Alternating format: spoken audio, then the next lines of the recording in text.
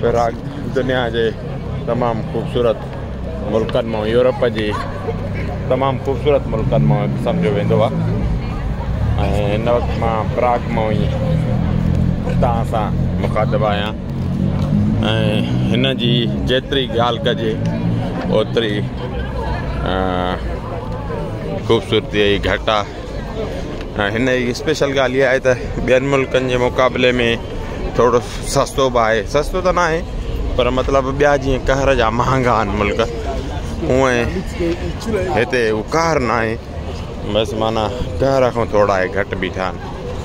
सो शहर जे विच में चार्ल्स बिरजा मशहूर ज़माना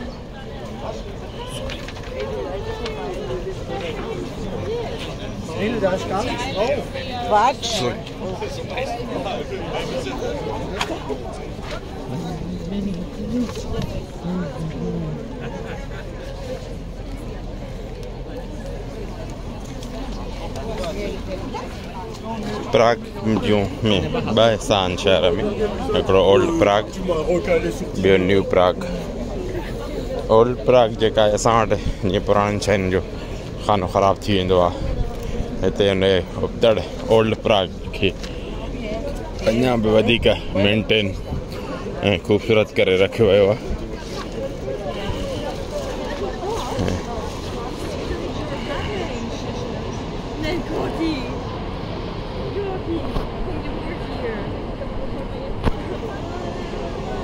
साम्हूं ओल्ड प्राग ऐं न्यू प्राग जे विच में जेको हे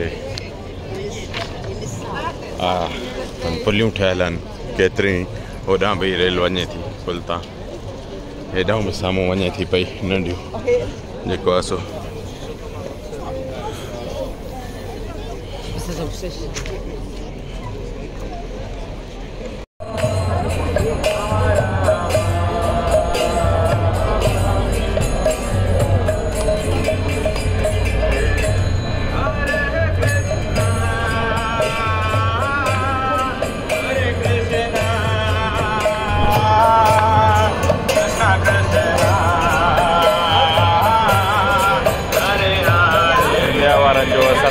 जाते काथे नज़र ईंदो। इंडिया जा साधु आहिनि या भूपान या ॻाइणा आहिनि या भगत आहिनि, जेको चवनि, पर राम जो नालो हिते वठी करे प्राग वारनि खे कुझु ॿुधाइनि था पिया। हलो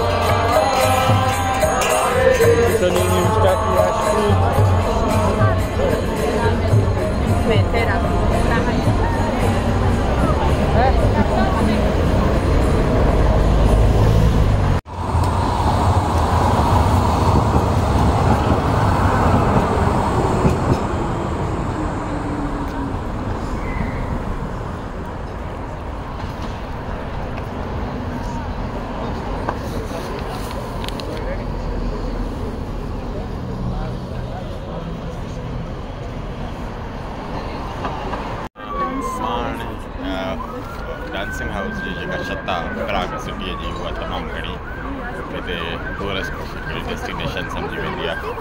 सो हुन जी छत ते आहियां ऐं हिन महिल लकीली रश घटि आहे ऐं तमामु घणो इंजॉय करे रहियो आहिनि इन मूमेंट्स खे।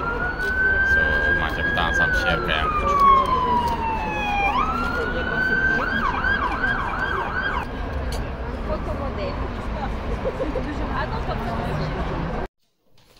ही डांसिंग हाउस जा अंदरों जा मंज़र आहिनि।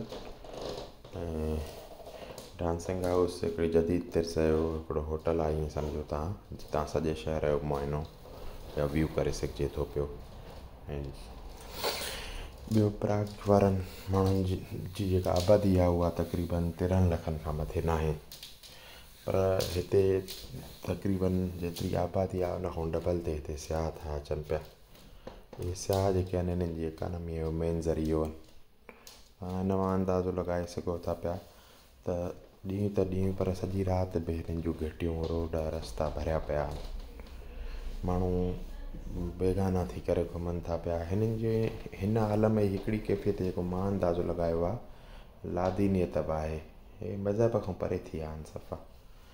पोइ हिननि खे न कंहिं शइ जो टेंशन, न रूटीन, न पुछाइणो, न पुछा न का जवाबदही, न कुदरत वटि, न वालदेन वटि। फैमिली सिस्टम एॾो स्ट्रांग आहे कान। ॿार 16 17 सालनि जा थियनि था त घरों कढी था वञनि। बहरहाल जेको बि आहे, कम अज़ कम पंहिंजूं ज़िंदगियूं मस्तु थी गुज़ारनि था पिया। वधीक अलाह बहितर फ़ैसिलो करण वारो आहे। वॾियूं महिरबानियूं। इंशाल्लाह वरी गॾिबासीं ॿिए कंहिं मुल्क में, ॿिए कंहिं शहर में, वरी नए तरीक़े सां।